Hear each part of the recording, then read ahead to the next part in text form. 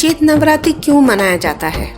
एक वर्ष में दो प्रमुख नवरात्रियां मनाई जाती है, शारदीय नवरात्रि और चैत नवरात्रि। नवरात्रि के इस पर्व को पूरे भारत भर में बड़े ही धूमधाम के साथ मनाया जाता है। इस दिन को लेकर कई सारी मान्यताएं प्रचलित है। एक प्रमुख मान्यता के अनुसार चैत नवरात्रि के पहले दिन ही माँ दुर्गा का जन्म हुआ था और उनके कहने पर ही भगवान ब्रह्मा ने संसार की रचना की थी। यही कारण है कि चैत्र शुक्ल प्रतिपदा यानी चैत नवरात्रि के पहले दिन हिंदू नववर्ष भी मनाया जाता है। इसके अलावा पौराणिक कथा के अनुसार भगवान विष्णु के 7वें अवतार भगवान श्री राम का जन्म भी चैत नवरात्रि में ही हुआ था।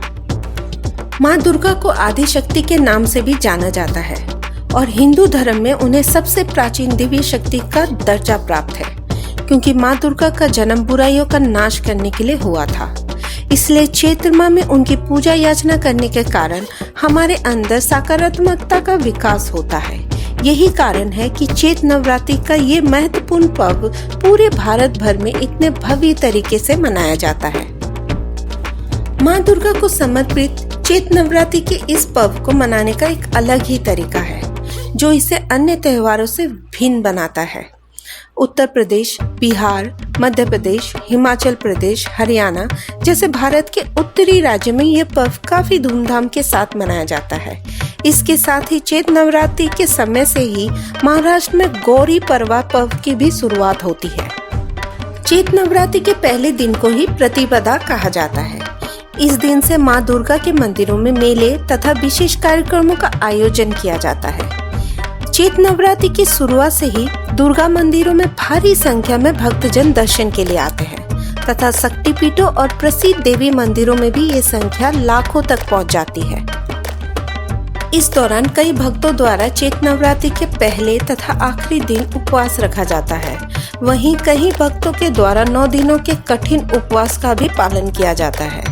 नवरात्रि पूजन के लिए हर क्षेत्रों में अलग अलग विधा और तरीका प्रचलित है, परंतु इसकी कुछ प्रथाएं ऐसी है जिनका पूरे भारत भर में समान रूप से पालन किया जाता है।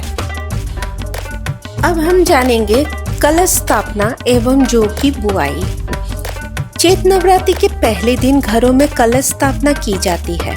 ऐसा इसलिए किया जाता है क्योंकि कलश को सुख, समृद्धि, वैभव, मंगल कायों का प्रतीक माना गया है। कलश स्थापना से पूर्व लोग नहा धोकर स्वस्थ वस्त्र धारण करते हैं। तत्पश्चात माँ दुर्गा की आराधना करते हुए नवरात्रि कलश की स्थापना करते हैं और दीप तथा धूप जलाकर माँ दुर्गा की पूजा याचना करते हैं। इसी तरह चैत्र नवरात्रि के अवसर पर कई भक्तों द्वारा अपने घरों में देसी घी की अखंड ज्योति भी जलाई जाती है। इसके साथ ही लोगों द्वारा चैत्र नवरात्रि पूजन के दौरान एक महत्वपूर्ण कार्य किया जाता है और वो है जौ का बोना यानी ज्वार का बोना। इसके लिए लोगों द्वारा कलश स्थापना के साथ ही उसके चारों ओर थोड़ी मिट्टी भी फैलाई जाती है और इस मिट्टी के अंदर जौ बोया जाता है। ऐसा करने के पीछे एक काफी रोचक कहना है और हम में से ज्यादातर लोगों को इसके पीछे का कारण नहीं पता होता। ऐसी मान्यता है कि जब सृष्टि की शुरुआत हुई थी तो जौ का फसल सबसे पहले उत्पन्न हुई थी। यही कारण है कि पूजा पाठ के हर महत्वपूर्ण कार्य में जौ का ही उपयोग किया जाता है। इसके अलावा बसंत ऋतु में पैदा होने वाली पहली फसल भी जौ ही होती है। यही कारण है कि इसे माँ दुर्गा को चढ़ावे के रूप में अर्पित किया जाता है। इसके साथ ही ऐसा माना जाता है कि नवरात्रि आरंभ में कलश के पास माँ दुर्गा के चढ़ावे के रूप में बोए गए ये जौ के बीज आने वाले भविष्य के विषय में संकेत देते हैं। यदि ये जौ तेजी से बढ़ते हैं तो माना जाता है कि घर में सुख, शांति और समृद्धि बनी रहेगी। वहीं यदि ये जौ मुरझाए हुए हो या इनकी वृद्धि बहुत ही धीमी हो तो ये भविष्य में होने वाली किसी भी अशुभ घटना का संकेत देता है। अब हम जानेंगे कन्या पूजन का महत्व। नवरात्रि पर्व में कन्या पूजन का विशेष महत्व होता है। माँ दुर्गा के भक्तों द्वारा अष्टमी या नवमी के दिन कन्याओं की विशेष पूजा की जाती है।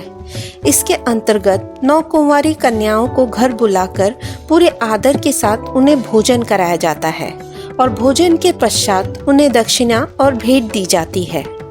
मान्यताओं के अनुसार कन्या पूजन द्वारा धन, संपदा, सुख समृद्धि आदि जैसे कई विशेष लाभ मिलते हैं। कन्या पूजन के दौरान कन्याओं को फल, मिठाई, श्रृंगार की वस्तुएं, कपड़े, मिठाई, हलवा, काला चना और पूरी जैसी पकवान प्रस्तुत करने की प्रथा है। आज 22 मार्च से माँ दुर्गा की विशेष पूजा का महापर्व नवरात्रि शुरू हो गया है। नवरात्रि का हर दिन माता के अलग अलग स्वरूप को समर्पित है। हिंदू पंचांग के अनुसार चैत्र मास के शुक्ल पक्ष की प्रतिपदा तिथि से नवरात्रि की शुरुआत होती है। माना जाता है कि इस बीच माता अपने भक्तों के बीच होती है। ऐसे में माता के भक्तों के बीच नवरात्रि को लेकर बहुत उत्साह देखने को मिलता है। हर कोई माता रानी को प्रसन्न करने में लगा रहता है। अगर आप भी नवरात्रि के दौरान माता रानी को प्रसन्न कर उनका आशीष प्राप्त करना चाहते हैं तो 9 दिनों में हर दिन उनके अलग अलग स्वरूप को पसंदीदा भोग अर्पित करें और पूरी श्रद्धा के साथ उनका पूजन करें। यहाँ जानिए माता के किस स्वरूप को कौन सा भोग चढ़ाना चाहिए। पहला दिन, नवरात्रि का पहला दिन माँ शैलपुत्री को समर्पित है। इस दिन पर्वतराज हिमालय की पुत्री शैलपुत्री की पूजा याचना की जाती है। इस दिन माता को गाय की घी से बनी मिठाई का भोग लगाना चाहिए। ऐसा करने से तमाम रोगों से छुटकारा मिलता है। दूसरे दिन माँ ब्रह्मचारिणी की पूजा होती है। ऐसी मान्यता है कि माँ ब्रह्मचारिणी को चीनी पंचामृत का प्रसाद प्रिय है। माँ को उनके पसंदीदा भोग लगाने से आयु में वृद्धि होती है। तीसरे दिन माँ चंद्रघंटा की पूजा होती है। माँ चंद्रघंटा को दूध से बनी मिठाई का भोग लगाना चाहिए। ऐसे करने से मानसिक, शारीरिक और आर्थिक कष्टों से मुक्ति मिलती है। चौथा दिन, नवरात्रि के चौथे दिन माँ कुष्मांडा की पूजा की जाती है। माँ कुष्मांडा को मालपुए का प्रसाद अर्पित करें। ऐसा करने से इससे बौद्धिक विकास होता है और निर्णय क्षमता बढ़ती है। पांचवा दिन, नवरात्रि के 5वें दिन माँ स्कंद माता की पूजा की जाती है। माता को केले का प्रसाद चढ़ाने से जातक को बेहतर स्वास्थ्य और बीमारियों से मुक्ति का आशीष मिलता है।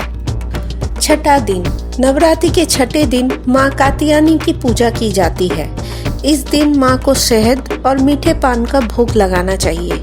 इससे घर में सकारात्मक माहौल उत्पन्न होता है और उम्र बढ़ती है। माँ कात्यायनी सुंदर रूप भी प्रदान करती है। 7वां दिन, नवरात्रि के 7वें दिन माँ कालरात्रि की पूजा होती है। इनकी पूजा में गुड़ से बनी चीजों का भोग लगाएं। इससे शत्रु पर विजय प्राप्त करने का आशीर्वाद मिलता है। इस दिन गुरु ब्राह्मण को दान करें। इससे घर की दुख दूर होते हैं, दरिद्रता खत्म होती है। 8वां दिन, इस दिन महाअष्टमी की पूजा होती है। इस दिन माँ महागौरी को नारियल का भोग लगाना चाहिए। इससे धन लाभ होता है और मनोकामना पूरी होती है। 9वां दिन, महानवमी के दिन माँ सिद्धिदात्री की पूजा होती है। माँ को चना, खीर, पूरी, हलवे का प्रसाद लगाए और फिर 9 कन्याओं का पूजन करे, उन्हें भोजन कराए। इससे घर में सुख समृद्धि आती है। माँ आदि शक्ति दुर्गा भवानी की उपासना के लिए नवरात्रि का पर्व का विशेष महत्व है। नवरात्रि के 9 दिनों में माँ दुर्गा की अलग अलग रूप में उपासना की जाती है। ऐसी मान्यता है कि माँ दुर्गा नवरात्रि के दौरान पृथ्वी लोक पर आती है। माँ दुर्गा का आगमन विशेष वाहनों से होता है। ज्योतिष शास्त्र में माँ दुर्गा के वाहन का विशेष महत्व है। धार्मिक मान्यता अनुसार माता रानी के वाहन को शुभ अशुभ का सूचक माना गया है। इस बार माता रानी नाव से सवार होकर आ रही है। ऐसे में आइए जानते हैं माता रानी का नौका में आने का क्या अर्थ है। पहले जानते हैं कैसे तय होती है माँ दुर्गा की सवारी। नवरात्रि में माँ दुर्गा की सवारी दिन के हिसाब से तय होती है।